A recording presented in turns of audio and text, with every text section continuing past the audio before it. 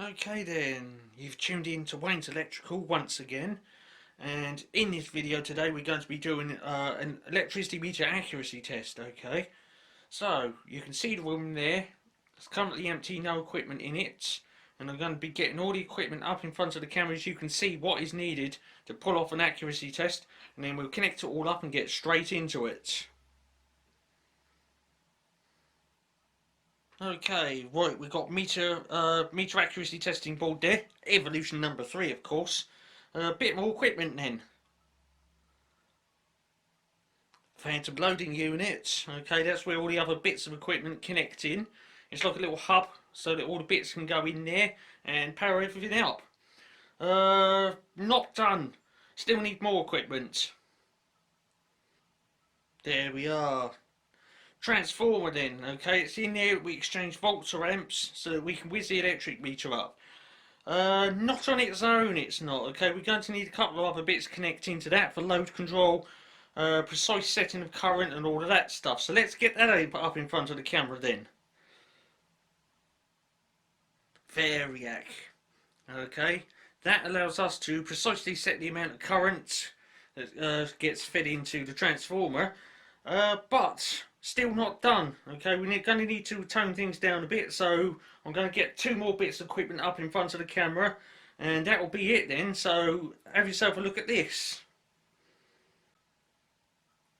Okay then, sat on top of the transformer we got a 3 kilowatt water heater. Okay, that allows us to limit the amount of current overall, and it allows us to precisely set that variac a bit better. Leaning up against the wardrobe, we got the all-important fun jiggery pokery unit, okay, because we're going to need to jig and poke things in most delightful ways. But still not done because we're going to need some patch cords. So popping up on the floor next to the site transformer, we've got these. There we go then, patch cords, okay, that allows us to interconnect with all the various different bits and pieces. Yes, so I think that's all the equipment then we're going to be needing to pull off an accuracy test. Ah yes, that was it. I'm going to set everything up now.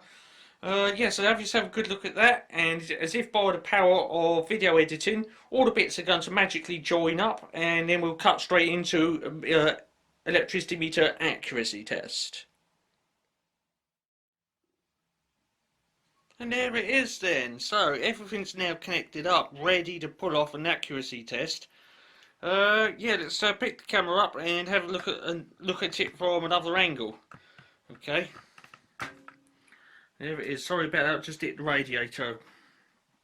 So there it is then. All the equipment connected up down there. Now I'm not going to be going into detail on this one because I've already done that. Okay, I've already done that video. So all we need now, on that screw all the way over there on the wall,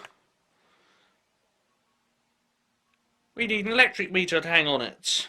So I'm going to get the camera a bit closer then, and let's cut straight into it.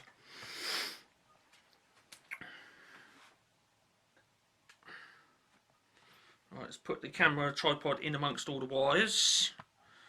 Right about there, I reckon would do it.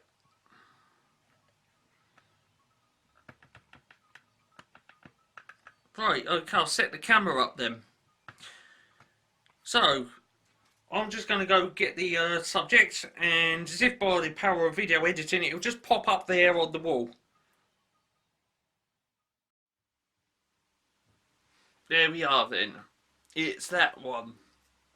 Now this one is the GEC E43B-R/M.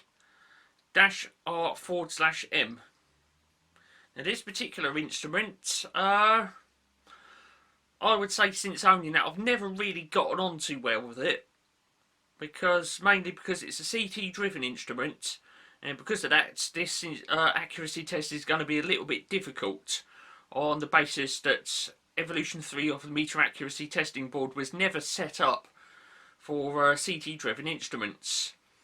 Okay.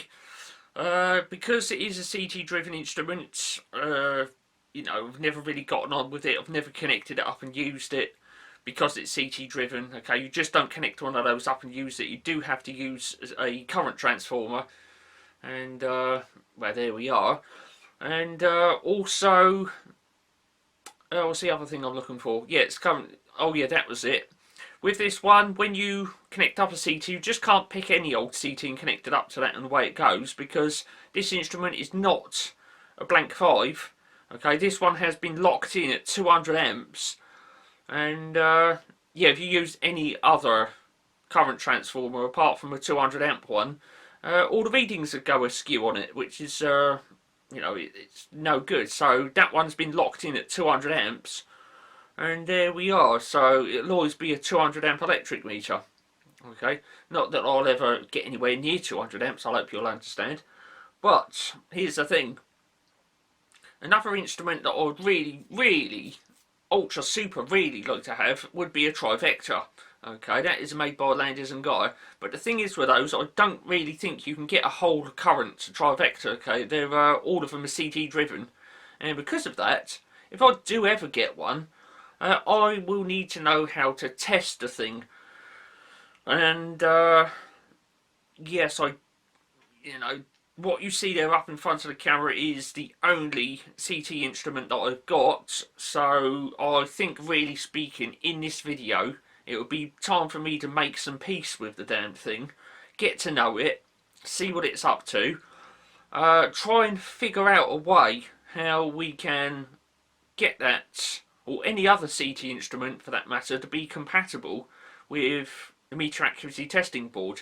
Now, this is not going to start involve wires and screwdrivers and wiring configs and all that lot. No, I'm going to get around this one mathematically. Okay, and well, I'm going to show you what I'll come up with. Okay, what I'm going to do is I'm going to put a black screen up.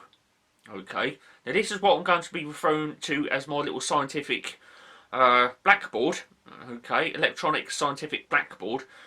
And it's in there that when it comes up, it will start off black, so, you know, don't be concerned about that when your screen goes black, because I should be writing on it as it goes along. So you'll see text start popping up and all of that, and I will explain in this video how I'm going to get the meter accuracy testing board to perform a test on a CT instrument when the meter accuracy testing board was never set up for CT instruments.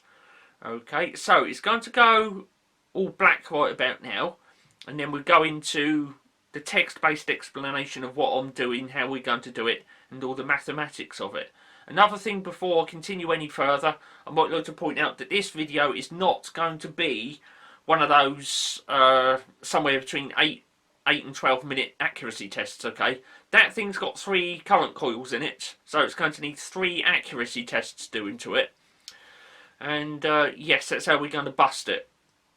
Okay, so 3 accuracy tests then for that, and I've got to explain all the mathematics in it, so this one could be a bit of a long one. So on that note, pull out your favourite snack, sit back and enjoy this one. Let's go into the black screen then, and I'll just start popping up bits of text on that for you to have a look at. Keeping in mind, before we do go in there, that anything I do put on that, any mathematical formulas and whatnot, it is property of Wayne Electrical. And there we are. So let's go into the black screen then. There we are. So it's all black then. It's just a big black screen right about now. But hold on there. Okay, don't adjust your set, your YouTube or whatever, because I'm going to start throwing text up on that now. And what we're going to be doing then is testing a GEC E43B-R/M. Okay, so that's what we're doing. So to test a 205 instrument, okay, you can see that at the top of the screen now. Next line, the meter ratio is 200:5. Okay, now if you get 200 and divide it by 5, you'll get an answer. Okay, that number is 40. Now that is the CT factor. Now during the test I am going to be using an actual current instrument, so that will be registering like actual kilowatt hours, but in phantom of course. And so because of that, next line of text, for each 0.01 kilowatt hour on the test meter, the GEC meter should record 0.4 of a kilowatt hour. Next line, 0.4 times the Loadwheel characteristic of 7.5 would equal 3.0 revs. Therefore, what I should do now is put up on, next line, a bit of mathematics to figure this out. What we do is 5 times, open bracket, 0.01 times 40, close brackets, equals 2 kilowatt hours. So over the test, this this test subject would have registered 2 kilowatt hours. Now, if we take that 2 kilowatt hours and multiply it by the load wheel characteristic of 7.5, we should be looking in the test for 15 rotations on the load wheel. So, now that I've gotten all that out of the way, we will be coming back a bit later to my little scientific blackboard there, and we should be adding more text into it. So I'm going to take you back now to the test subject, and let's go from there. Okay then, right, so you saw all the text that I put onto the little scientific blackboard there, and explained all the mathematics of how I'm going to, get a CT instrument and make it somehow one way or another compatible with the meter accuracy testing board and vice versa. So yes, it's not going to be, a bit of jigging and poking. I'm going to actually make the two compatible via mathematics. So because of that, we're going to be looking for then 15 rotations on the load wheel, and over those 15 rotations, the testing instrument on the meter accuracy testing board will register 0.05. Okay, so that's my cut-off point. Okay, once it's registered 0.05, I should cut the test, and hopefully that load wheel in there would have rotated somewhere within the tolerance of 7.5. Okay, after the test, we should go back to the blackboard, and I shall start telling you a little bit about tolerances, what we can have as high speed and a low speed on that. Okay, so have yourself a look in there. I'm going to zoom this in now so you can see the load wheel in there. Okay, there's the upper readout. A funny interesting thing about this instrument, that upper readout, 216,529. I've never registered a single unit on that upper readout since owning it. And another thing I could do in this test, because the meter accuracy testing board is compatible with dual tariff instruments, I could do a rate change on it. We'll do that at the end, because if I do a rate change now and it wobbles those number drums, it will screw up the accuracy test something terrible. So we do a rate change at the end just to verify that that part of the instrument is functioning. So I'm going to get that zoom in there then. There it is, there's the load wheel then. And yes, we're looking for then, what was it, 15 rotations on the load wheel. And over those 15 rotations, the readout should have gone up by 2 kilowatt hours. So we'll be looking at 128,502. Okay, so I'm going to start up the testing instrument now then. This is test 1 of 3. Okay, so keep that in mind, test 1 of 3, and into it we go then. So what we're going to be doing is a test on a GEC E43B-R/M, and into it we go then. 3, 2, 1, release electrons.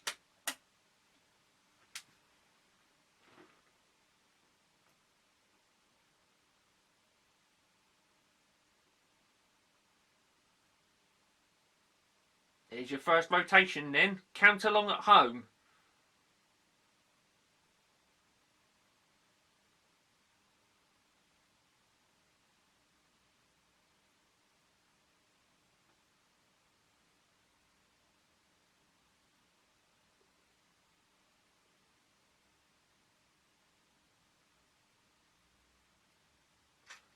This should be an easy one for you because it's whole rotations. Okay, we don't need to worry too much about fractions of rotation if the instrument is accurate. Okay, so there goes your 4th rotation right there, and there it is. And as we can see, we've almost registered a kilowatt hour because of the very low load wheel characteristic of 7.5. There's your 5th rotation. Well, I'm counting 5 anyway. Hopefully I'm keeping track of that. So yes. if I'm correct, then there's rotation number 6. That readout looks to be particularly spot on.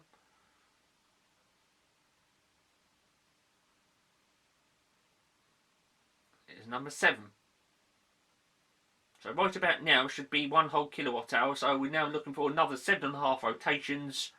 And we are now into the second kilowatt hour of 2 with rotation number 8 there.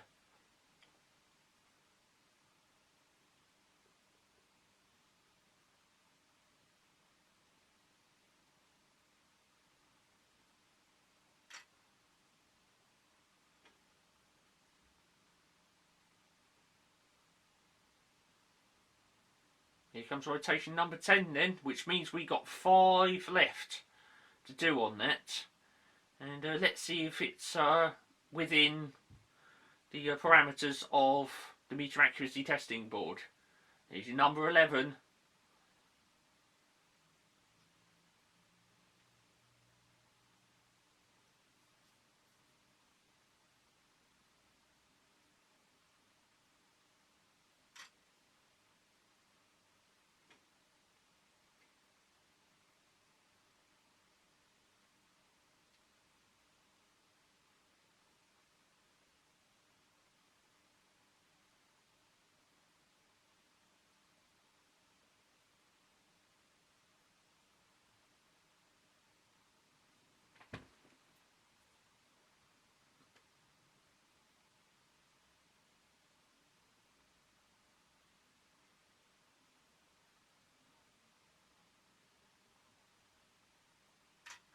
Okay, stop the test.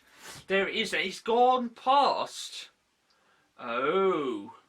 What number have we got on top of the load wheel? Okay, you've counted to 15 rotations then. Well, hopefully that's 15 rotations. The readout's looking a little bit elevated, a little higher than what it should be. Ooh. Yeah, so let's well, I'm going to zoom in on that because I'm not the video subject and I should tell you what number is on top of that load wheel.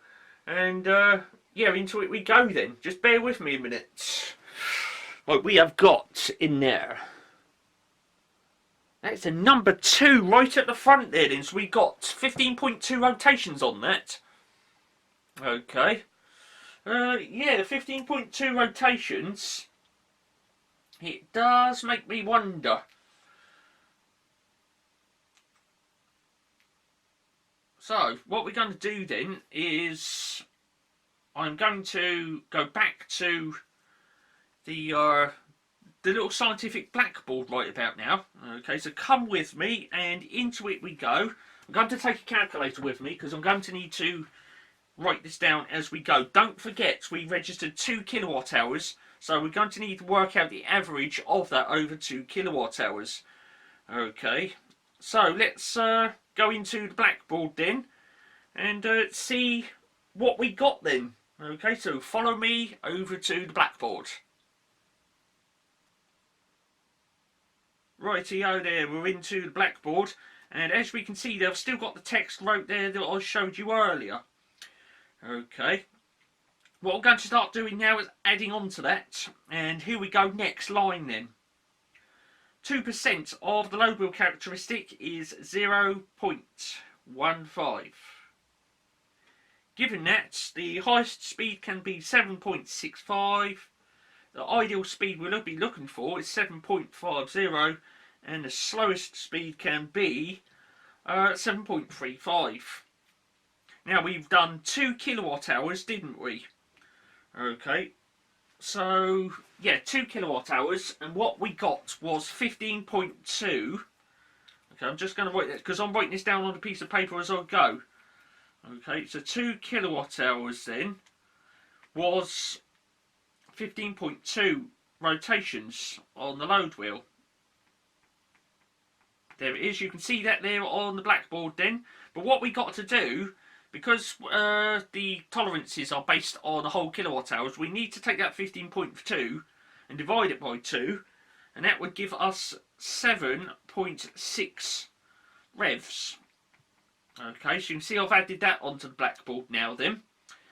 And as we can see, it's the test result is resting somewhere between the ideal speed and fast speed. Okay, so yeah, it's edging towards the high speed on that one. Okay, so what I'm going to do right now is carry on going down the blackboard, and I'm going to write in there test results. I'm going to write test number 1, 7.6 revs. Okay, so write that in then, 7.6 revs. There we go.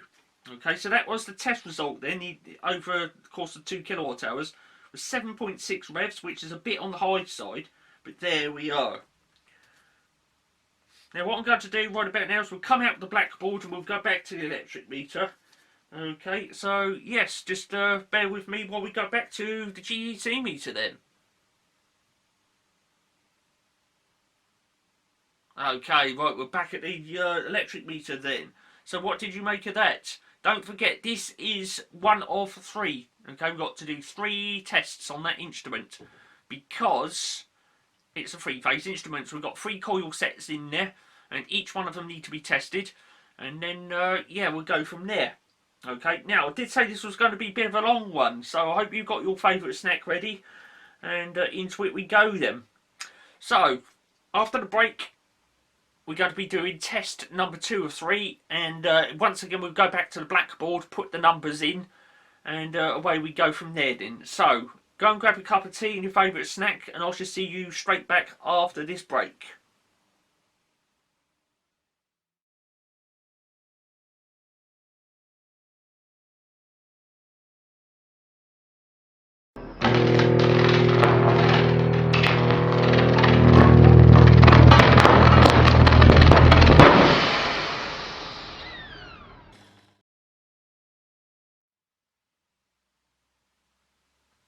Okay then, thanks for coming back after the break. We have got then the GEC E43B-R/M just about to undergo its second test. Okay, so this is different, something I'm looking for, coil set in there, different coil set, okay, voltage set and the current set. We're going to be doing then a test, and we're going to be registering 2 kilowatt hours on that, so that'll be 15 rotations of the load wheel. That's the ideal what we're looking for, and away we go from there then. Okay, now I've got the testing instrument all set up and ready to go, and the test subject there up on the wall. Okay, so yes, 15 rotations on the load wheel then, and into it we go. So this is test number 2 of 3 on GEC E43B-R/M in 3, 2, 1. Release electrons.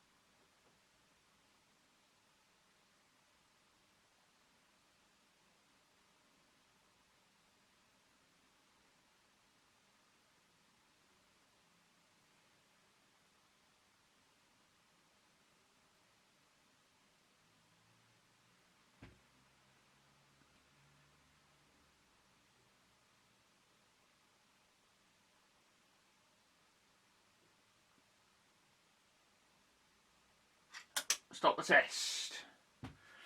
Okay, right, we've gone over again once again then.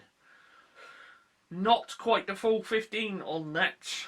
Let's zoom in on it, and I shall go over there and have a look at the load wheel to see what number is right on the top there at the front.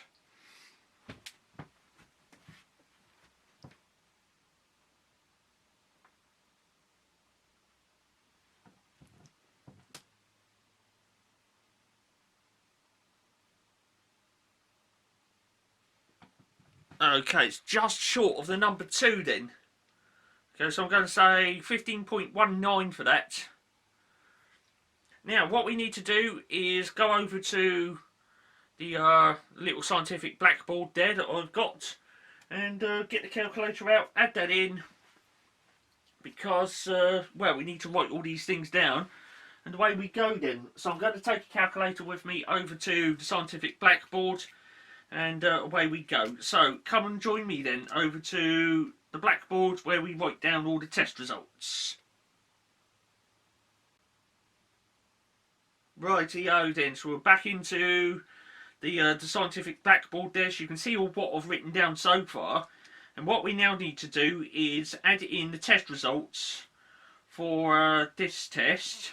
Okay, and what we got then was 2 kilowatt hours was, that was, what was it? 15.19, wasn't it? That's what I'm going to say. 15.19 revs. Okay, but that's over 2 kilowatt hours. So what we need to do is divide that by 2. Okay, so it was 15.19, and then divide that by 2 to give us an answer of 7.595 revs. Okay, and that was for test 2.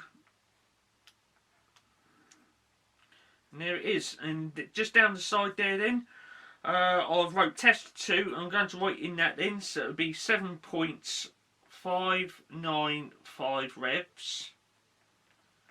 Okay, so once again then, as per the tolerances, 7.595 is edging towards the highest speed, but it's within the class 2 tolerance, so really speaking we don't need to touch it at all.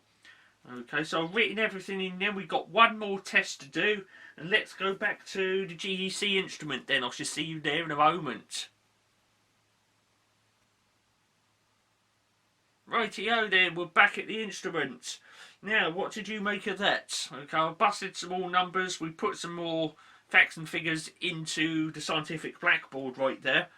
And yes, so we've got 2 tests so far then, they're edging towards the higher number, but they're within the tolerances anyway. So what I'm going to do right about now is I've got to set the meter up for the 3rd and final test, and while I'm doing that I shall pause the camera, do the what's got to be done, and then I shall see you back here for the 3rd test. Now for you it just jumps straight on, you don't need to press any buttons or go anywhere or do any of that stuff. So I shall see you in a moment or two then.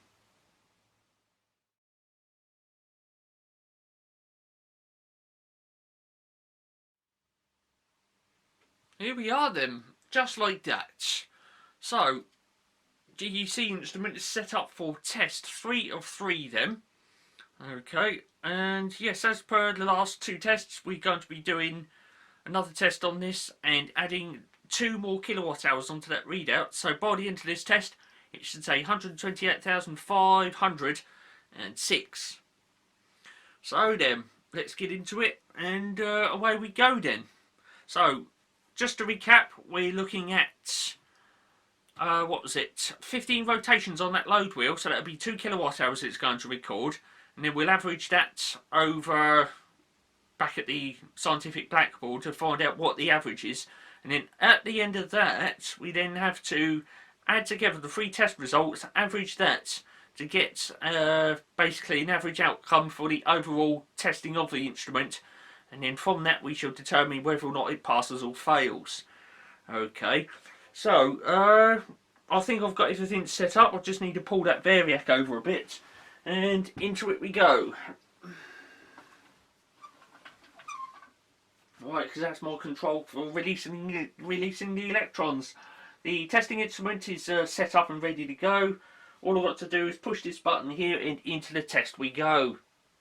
So we're going to be doing then a third test on the GEC E43B-R/M. Test 3 of 3 then. Let's get into it, and away we go. In 3, 2, 1. Don't forget we're looking for 15 rotations. Release electrons.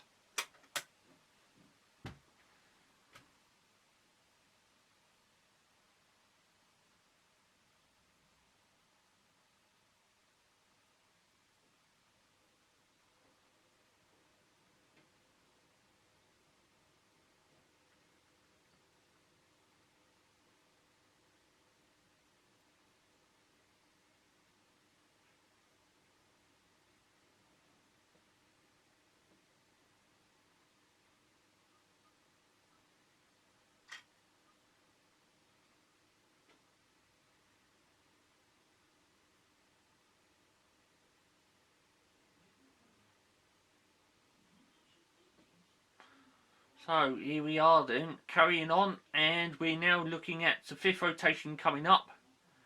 And here it comes, right about now, there it is. It's your 5th rotation.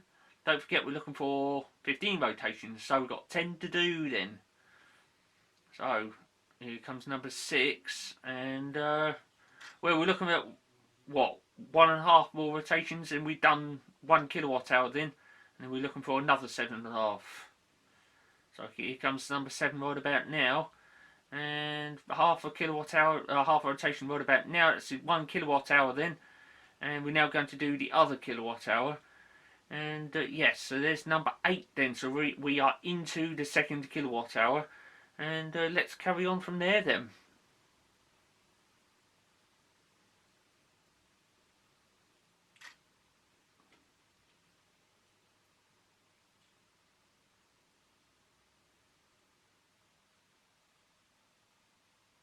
Okay, it's number 10, rotation number 10. We're looking for 5 more, and then we'll stop test. Okay, makes me wonder if we're going to go over like we did with the other 2 tests and get somewhere between 7.19 and 7.2 rotations on that load wheel, or should I say 15.2, wasn't it? There's the next one then.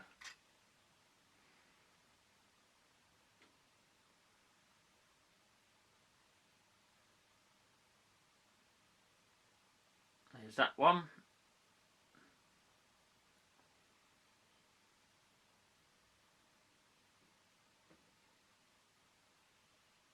That one. I'm getting ready to stop the test.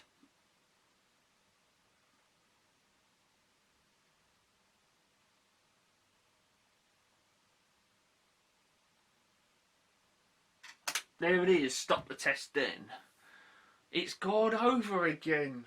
My goodness me, I've got a feeling I've got an instrument here. It's a bit on the fast side on all coil sets. Let's zoom in on it, and I'm going to have a look at that and see what the test result is, and I shall report back in a moment. What we got in there then.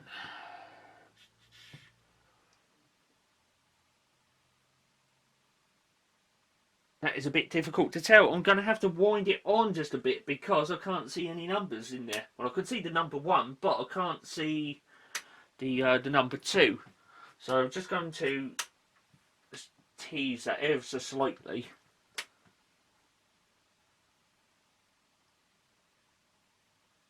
Right, there's the number 2. So let's zoom that out a bit then.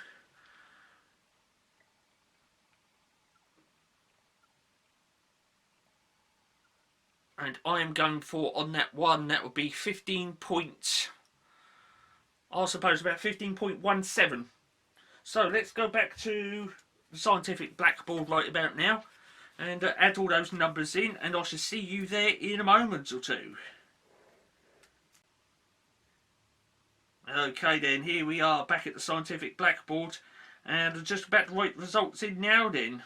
Okay, so we've done 2 kilowatt hours and I said for that one 15.17, didn't I? 15.17 revs for that. And then what we got to do is divide that by 2 because we run the test over 2 kWh. So that'll be 15.17 divided by 2, and we have got an answer of 7.585 for that one. Okay, so you can see I've added that in on the scientific blackboard then, and now what we do is we write in the test results for the third test, which was 7.585. So there it is, you can see that just popped up there, and there we are. Now what I've got to do is take all 3 test results and add them together. So the first test result is 7.6, add 7.595, add 7.585. The answer for that would then be 22.78. Okay, so you see it popped up there, and then what we do is we take that 22.78 and then divide it by 3 to give us an average over the 3 tests. And the answer would be for that then 7.593. Okay, so there it is. Now, if we refer that number back to the tolerances on that, then okay, we can have 7.50 there. I was looking at the wrong set on this piece of paper here. 7.50 then. So we've gone over that, but here's the thing: we've not gone over the highest speed. Okay, the highest speed was 7.65, as you can see there, and we got 7.593. So it is in. Okay, so we are somewhere between the ideal speed and the high speed. What I should do right about now is put up a chart, a table or a graph on your screen, or call it what you like, and in that one we can have a look at the high speed, the low speed, the ideal speed, what we've got out of that, and whether or not it passes or fails. Okay, once you've had a look at that, we would then go back to the electric meter. Okay, so have yourself a look at this screen then.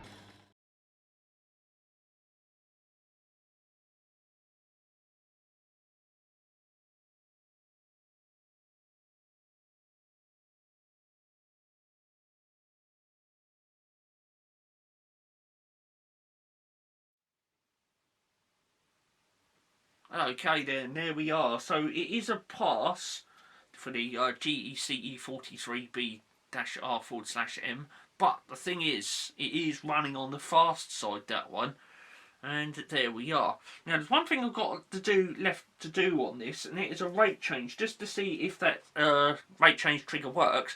And what I'm going to do is I'm just going to tilt the camera a bit, like that, zoom in on that. Here comes the readout. Now you notice on it says low and normal right about there, and there's a little arrow just there pointing towards a normal. Now when I press the rate change on the meter accuracy testing board, you'll notice that little arrow go up to the upper readout. So let me get all that stuff off the screen so that I can see it, you can see it, and everyone else can see it. Yes, so it will go up to the low rate if successful, and there we are. Now, after I've done that, I'm going to look at the readings on that, and let's see if the action of that pinging in moves that readout. If it does, then that confirms why I didn't want to do a rate change before the accuracy tests. So have yourself a look at this then. Rate change on the GEC E43B. Let's see if it works. There you go, so it's pinged into play then, and as you can see, that lower readout, it's shot up because it's now disengaged from the readout, from the load wheel, but as you can see, it's misaligned it now. Okay, so I'm wondering if that number 6 will drop back down when I press the rate change back to the normal readout. Okay, if it doesn't, then that confirms why I didn't want to do a rate change before the accuracy tests. Let's have a look then. Well, it's sort of dropped back a bit, but it's not quite aligned there, is it? Okay, so that proves it there. The reason why I didn't want to do a rate change before I'd done the accuracy tests, because on a lot of dual rate instruments, you'll find that when you do a rate change, or should I say when the time switch or radio tele switch does a rate change, the number drums do jiggle and move about in there. Okay, so there we are. That is a reason for not doing a rate change before you've done the tests. Okay, because if you've lined everything up in there and then you trigger that off, it can jiggle all the number drums and totally misalign everything and fudge up the test results. Okay, so there we go then. So that instrument has now been tested. I know it's okay through all the mathematics of trying to make that thing compatible with something that was never designed for CT driven instruments, and there we go. So given that's all that mathematics that I've done in order to get that tested on something that wasn't designed for CT instruments, if you enjoyed that and you thought that was deeply satisfying, yeah, big old thumbs up for that. Okay, we got a pass there up in front of the camera, so everything's tickety boo right there. And yes, all that's lovely and fantastic then. Now a bit later on we could be doing more accuracy tests, and I know we are because I've got a whole stack of instruments that need doing. So if you don't want to miss out on those, and they will probably be a lot easier than that, because what you see there up in front of the camera is my only CT driven instrument. So all others, they should be pretty easy. I'll just put it up there on the wall, whiz it up, one test, job done, and we'll knock it out somewhere between 8 and 12 minutes. But this one's rumbled on a bit because I've had to do 3 tests and explain all the mathematics on the scientific blackboard. Okay, so make sure that you have got yourself a subscription for the other instruments that I've got coming up, okay, because there are going to be more accuracy tests, power-ups, and lots of load wheel action, so whack the subscribe button and don't miss out on that. You've been watching another one is electrical production then in full HD 1920 by 1080p, and I've just dropped my calculator on the floor, which doesn't make it function that well. So more later on that one then. Yes, I've got to go, and wowie, is it really that amount of time? Right, okay. I'll see you a bit later on then in more videos. For now on this one, cheers for watching.